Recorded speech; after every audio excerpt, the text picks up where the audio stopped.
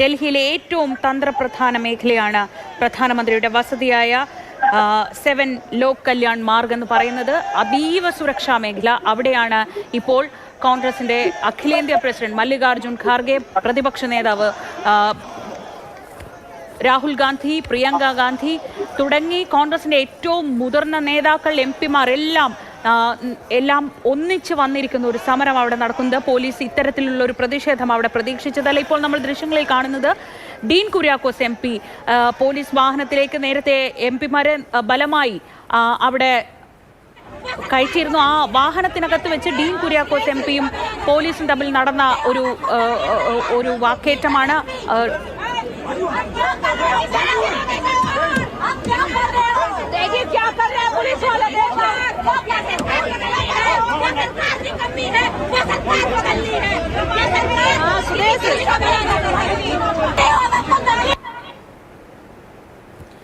ദൃശ്യങ്ങളിൽ നമുക്ക് PC വിഷ്ണുനാഥനെ കാണാം. നേരത്തെ PC വിഷ്ണുനാഥിനെയും കൊടിക്കുന്നിൽ സുരേഷിനെയും ഒക്കെ ഉൾപ്പെടെ അവിടെ നിന്ന് അറസ്റ്റ് ചെയ്ത് നീക്കിയിരുന്നു.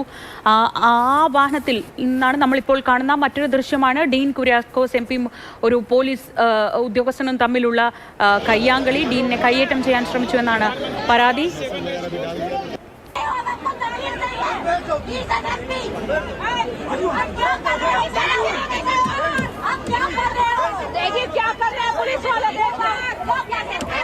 വിഷ്ണു തുടരുന്നുണ്ട്. വിഷ്ണു, നിലവിൽ തന്നെ ഇന്നലത്തെ പോലീസ് നടപടിയുടെ ഭീതിതമായ ദൃശ്യങ്ങൾ പല ഭാഗത്തുനിന്നായി വരുന്നുണ്ട്. എങ്ങനെയാണ് സമാധാനമായി പ്രതിഷേധിക്കാനെത്തിയ വിദ്യാർത്ഥികളെ, ചെറുപ്പക്കാരെ ഡൽഹി പോലീസ് കൈകാര്യം ചെയ്തത് എന്നതിന്റെ ദൃശ്യങ്ങൾ ഞെട്ടിക്കുന്ന ദൃശ്യങ്ങളാണ് പലയിടങ്ങളിൽ നിന്നായി ഇന്നത്തെ ദിവസം പുറത്തു വരുന്നത്. അതിന്റെ പേരിൽ വലിയ ആരോപണങ്ങൾ നേരിടുന്നുണ്ട്. ഒരു മാപ്പ് പറയാൻ പോലും പ്രധാനമന്ത്രി തയ്യാറായില്ല എന്നതാണ് പ്രതിപക്ഷം ഉന്നയിക്കുന്ന പ്രധാനപ്പെട്ട കാര്യം. അതിനു പിന്നാലെയാണ് ഈ പ്രതിഷേധം. അപ്പോൾ വളരെ സൂക്ഷ്മമായി തന്നെ ഇതിനെ കൈകാര്യം ചെയ്തില്ലെങ്കിൽ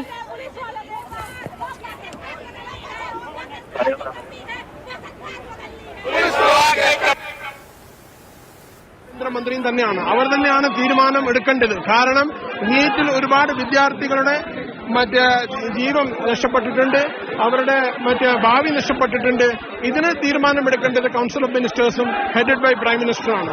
അതിനെതിരായിട്ടാണ് ഈ പീസ്ഫുൾ ആയിട്ടുള്ള ഒരു ഡെമോക്രാറ്റിക് പ്രൊട്ടസ്റ്റ്.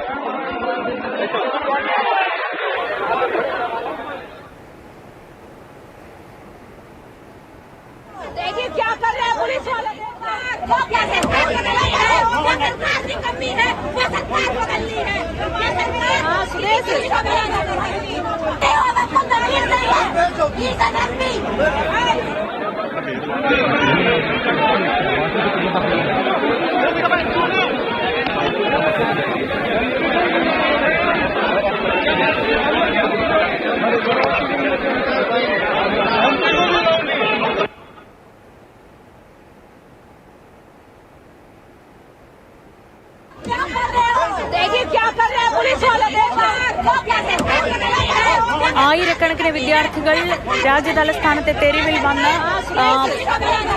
മോദി സർക്കാരിന്റെ തലതിരിഞ്ഞ വിദ്യാഭ്യാസ നയങ്ങൾക്കെതിരെ പോരാടുമ്പോൾ അവർക്ക് പിന്തുണ കൊടുക്കേണ്ടത് ഞങ്ങളുടെ ഉത്തരവാദിത്വമാണ് എന്നതാണ് കോൺഗ്രസ് അല്പസമയം മുൻപ് ട്വീറ്റ് ചെയ്തിട്ടുള്ളത്. അവരുടെ ധൈര്യത്തോടൊപ്പം നിൽക്കുകയാണ് ഞങ്ങളുടെ ഉത്തരവാദിത്വം എന്നതാണ് കോൺഗ്രസിന്റെ നിലപാട്. ഈ വിഷയത്തിൽ ഇപ്പോൾ जयराम रमेश അവിടെ अत्याचार हो रहे हैं, उनके भविष्य पर अंधेरा छाया हुआ है, उस पर एक बयान दे।